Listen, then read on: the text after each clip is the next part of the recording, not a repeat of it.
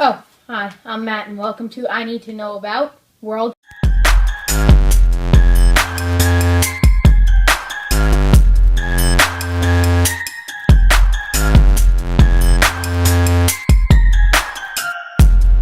Start with a little visualization exercise. 40,000 years ago, turn back the clock, find a human from anywhere. South France, for example.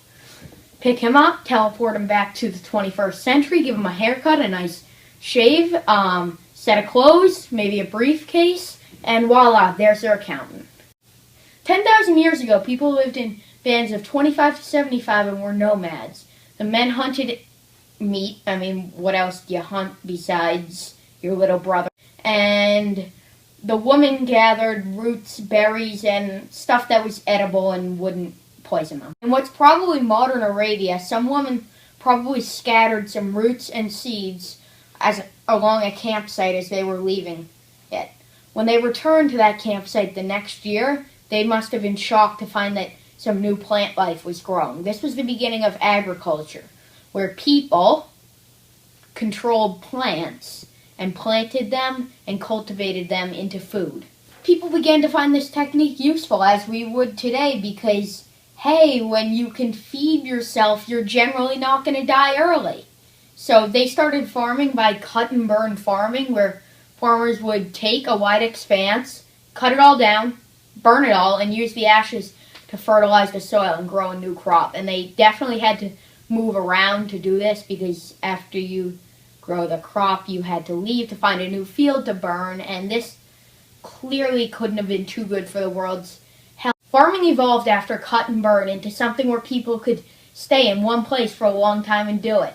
And they settled down and played football. No, not really. They settled down and made farming villages, and people from different areas of the world cultivated a wide variety of crops.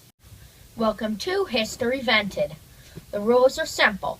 I find something in the history, of which notes are up there somewhere.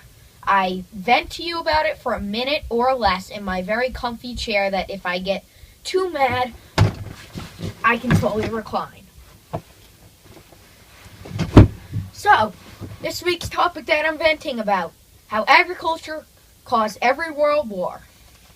So, if you might remember, or maybe I haven't told you that yet, depending on where I put this in the video, agriculture freed up people to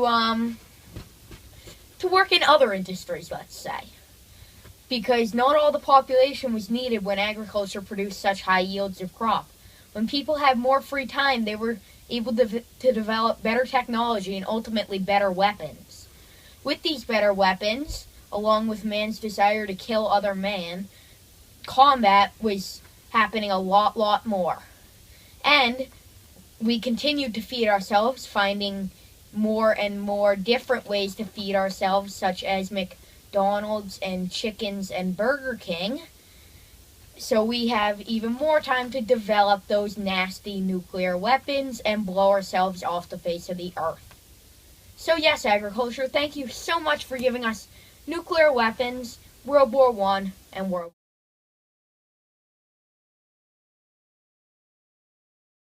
Villages prospered along the Nile River Valley, where they grew wheat and barley. The Huanghe and Chongjiang, pardon my mispronunciation, because that's just something I'm going to do. Anyway, along the Huanghe and Chongjiang River Valleys, they grew millet, which is a type of grain, and cultivated the first wild rice. In Mesopotamia, agriculture flourished, where people grew a variety.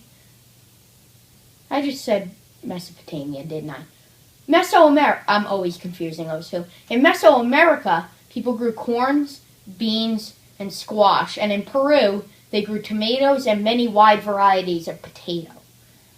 As you can tell, if you already know something about history, these are places where some very great civilizations would later flourish, in no particular order: the Aztecs, the Chinese, the Egyptians, and the Incas. And again, in no particular order. So in 1958, in Anatolia, which is southern Turkey, for those of you who are geographically challenged, some archaeologists discovered a village called Yeah, don't make me pronounce it. Hang on. Çatalhöyük. Anyway, it was in Turkey, and James Mellart discovered it and excavated it several times. And anyway, Çatalhöyük, whatever. It's a prime example of how agriculture allowed people to settle down and form communities.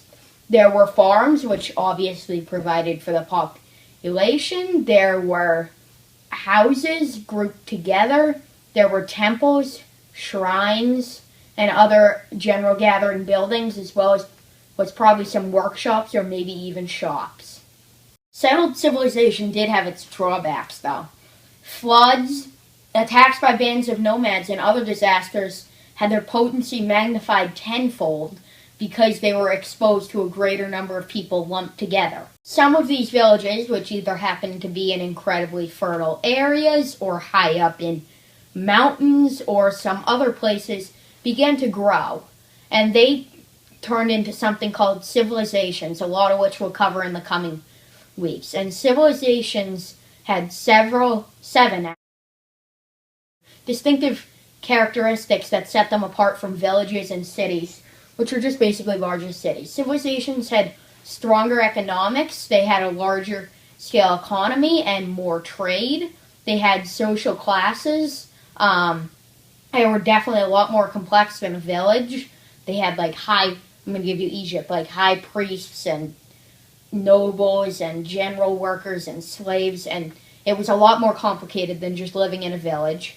They had advanced cities, which were a center of trade for a larger area. Some civilizations had many cities, some were groups of autonomous cities called city-states, and I believe there are some which are just one city. Yes, a civilization can just be one city. They had specialized workers, which means that agriculture fed the whole population. And so besides those who were working in agriculture, there were others which had more free time, and it freed up people to work in other industries or create industries such as pottery, jewelry, and of course our favorite, war, weapon making. So they also had complex institutions, which sounds really geeky and wordy, but basically it means long-term things that are held over society, such as government, religion, and the economy. They also had record keeping, which is pretty self-explanatory. You just write down names and dates of marriages, births, deaths, wars, trades, all that other stuff, although I can't really write down names for trades, but whatever. They also had advanced technology. No, not you, computer, but, no, not you. You are not the advanced technology I'm talking about. You get off the set.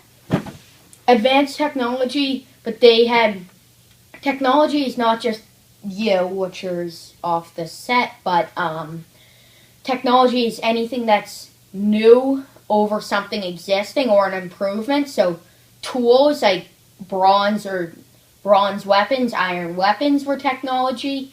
Plows with iron weapons. I'm getting so ahead of myself.